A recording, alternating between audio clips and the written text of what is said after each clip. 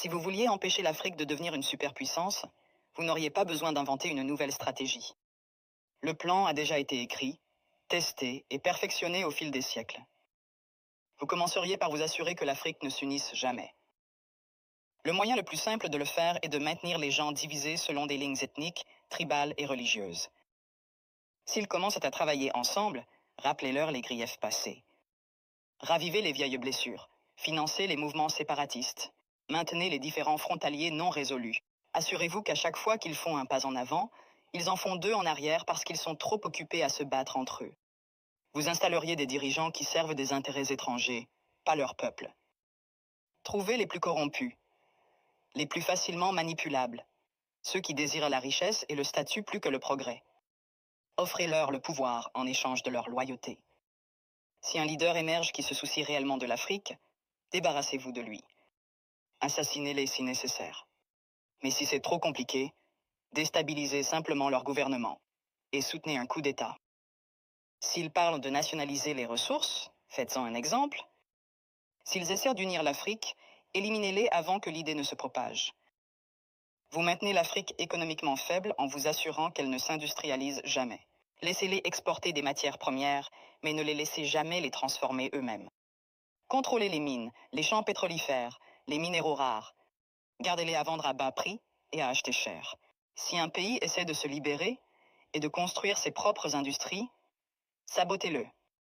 Imposez des sanctions, déstabilisez sa monnaie. Financez l'opposition locale, faites s'effondrer son économie. Si cela ne fonctionne pas, orchestrez une guerre civile. Les gens ne peuvent pas construire quand ils sont trop occupés à essayer de survivre. Vous vous assureriez que leur système éducatif produit des travailleurs, pas des innovateurs. Enseignez-leur une histoire qui glorifie leurs oppresseurs. Faites-leur croire que leurs cultures sont primitives, que leurs ancêtres étaient des sauvages, que leur avenir dépend de l'approbation étrangère. Entraînez-les à mémoriser, pas à penser de manière critique. Gardez leurs meilleurs et plus brillants à la recherche d'opportunités à l'étranger. Faites-leur rêver de quitter l'Afrique plutôt que de la réparer. Offrez des bourses qui emmènent leurs esprits les plus brillants vers l'Occident et ne les encouragez jamais à revenir.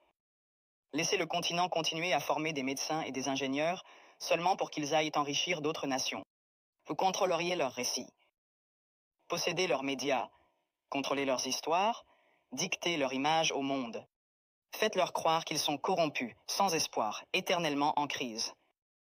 Inondez leurs écrans de pornographie de la pauvreté et de zones de guerre. Montrez-leur des publicités caritatives qui leur font croire qu'ils sont impuissants, sans l'aide étrangère. Minimisez leur réussite. Transformez leur victoire en incidents isolés. Si un pays africain développe une innovation révolutionnaire, attribuez le mérite à un investisseur étranger. Si un dirigeant africain met en œuvre une politique réussie, présentez-la comme une anomalie plutôt qu'une preuve de compétence. Vous vous assureriez qu'ils restent dépendants, les noyer dans la dette. Offrir des prêts avec des conditions impossibles. Les forcer à tout privatiser pour que des entreprises étrangères possèdent leur eau, leur électricité, leurs terres. Lorsqu'ils luttent, leur donner juste assez d'aide pour les maintenir en vie, mais jamais assez pour les rendre autonomes. Utiliser des œuvres de charité pour créer une culture de dépendance plutôt que de résilience. Les faire penser que l'intervention étrangère est nécessaire, qu'ils ne peuvent pas résoudre leurs propres problèmes, qu'ils ont toujours besoin d'aide de l'extérieur. Vous supprimeriez leurs forces militaires. Maintenir leurs armées faibles, leurs industries de défense inexistantes. Leur vendre des armes pour qu'ils se battent entre eux, mais ne jamais les laisser développer une technologie militaire de pointe.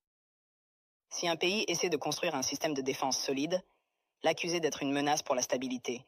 S'assurer qu'ils aient toujours besoin de casques bleus étrangers, de bases militaires étrangères, de conseillers étrangers contrôlant leur sécurité. Les garder vulnérables à l'invasion, aux coups d'État et à l'ingérence étrangère. La formule est simple. Diviser, corrompre, exploiter, désinformer, contrôler. Les maintenir en train de se battre entre eux. Les faire regarder à l'extérieur pour des solutions. Les garder pauvres, dépendants, en insécurité.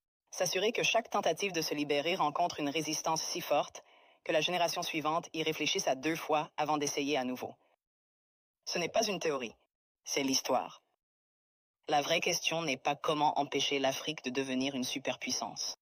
C'est comment l'Afrique peut briser le cycle, malgré tous les efforts pour la maintenir à terre.